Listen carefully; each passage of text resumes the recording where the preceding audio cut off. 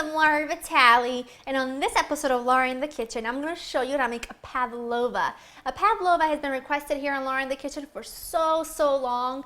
I debated making it because the recipes for it, they're all pretty much the same, but since you guys are all so excited and constantly asking for it, I thought, I'm going to bring it to you. It's one of my favorite desserts, and it's easy. Let me take you over the ingredients so we can get started. You're going to need some egg whites, some plain old granulated sugar, some cornstarch, white wine, vinegar, vanilla extract, and cream of tartar. Now those are just the ingredients you're going to need to make the base, the meringue part, and then in a little bit we'll bring out a few extra ingredients for the topping that's just going to make this outrageously delicious. Now the first thing you want to do is get your oven preheated to 300 degrees Fahrenheit. The second thing you want to do is you take a piece of parchment paper, and what I've done is I've taken an 8-inch plate or the bottom of a pie plate, whatever you have that is 8 inches round, and I've just traced it with a pencil. So then what I'm going to do is I'm going to flip it over because I don't want my meringue base to touch the pencil, but now I can see it, and that's going to be my guide to making sure that this is the right shape. Right on. So in my electric mixer, you can do this by hand. I will suggest not to unless you want to give yourself a nervous breakdown because this is going to take a lot of time to whip up. So in here, I have my egg whites, and I'm going to let those get foamy. It'll just take a second up until I can just start to see little bubbles. I'm going to add in a pinch of salt and some cream of tartar. Now the cream of tartar helps stabilize the egg whites.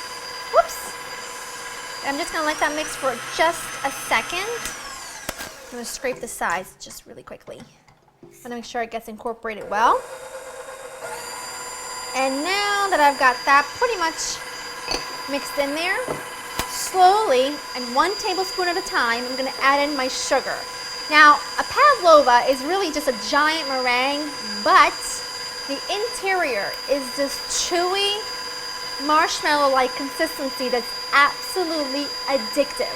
The texture of pavlova, if done correctly, is unbeatable, and it's truly something that is beautiful to look at as it is delicious.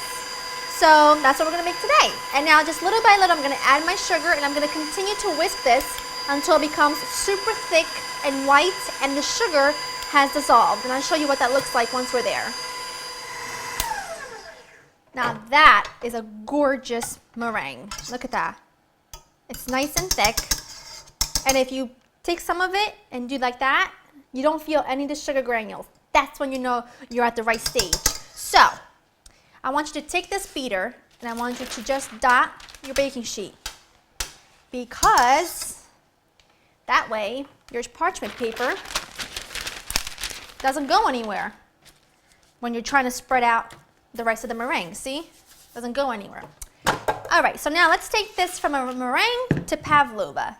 And the magical ingredients for that is some cornstarch, or in some countries it's called corn flour. In the US we call it cornstarch. Just a drop of white wine vinegar, and I know this sounds crazy, but that is what makes a pavlova a pavlova. And some vanilla. And I'm just going to take my spatula and just fold this all together very quickly because I don't want to deflate those beautiful egg whites. Put this in the center. Just like that.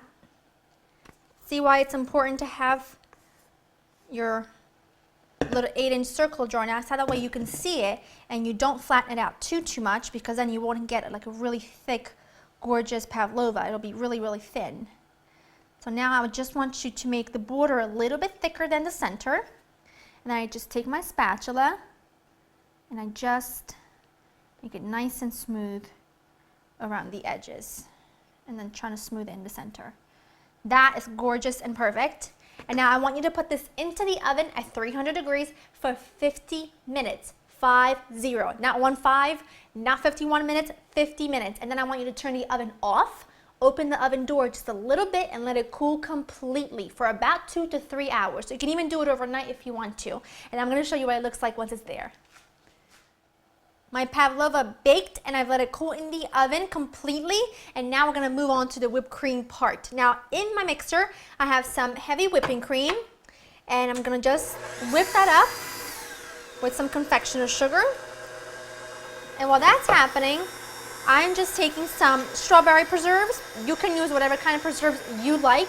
And I'm gonna just warm this up in a little saucepan.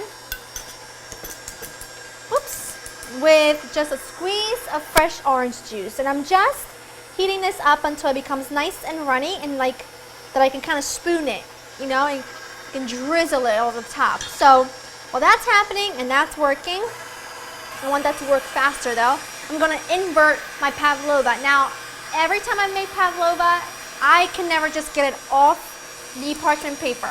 I've tried everything, it doesn't work. So what I do is I just put it upside down on a cake stand. So, that, flip it, and it does crack, but there we go.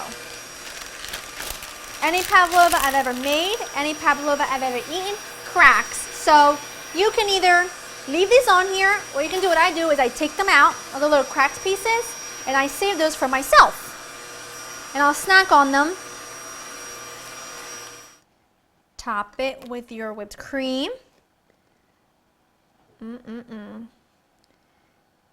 can put as much or as little as you want really, but I like to really pile it high. Don't worry, I'm not going to get rid of that.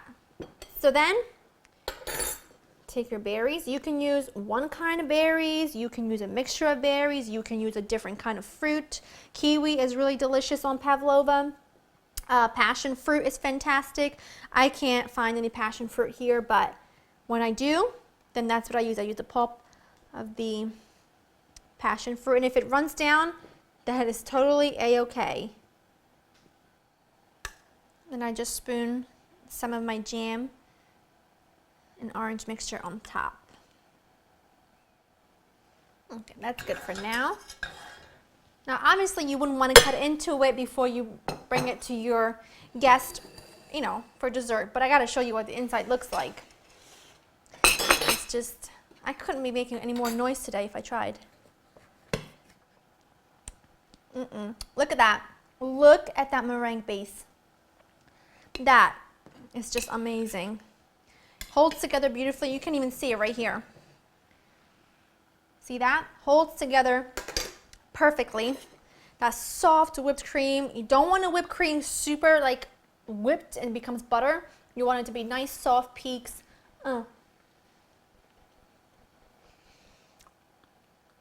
You couldn't get a more delicious pavlova. It's not difficult to make, a little time consuming, but you're not doing anything to it. It's in the oven for a while and then it's cooling off for some more time. And you get to really reap the benefits of this one. Make this for your next get together. And to get the recipe for it, go to www.laurainthekitchen.com. I'm going to continue to eat and I'll see you next time. Bye bye.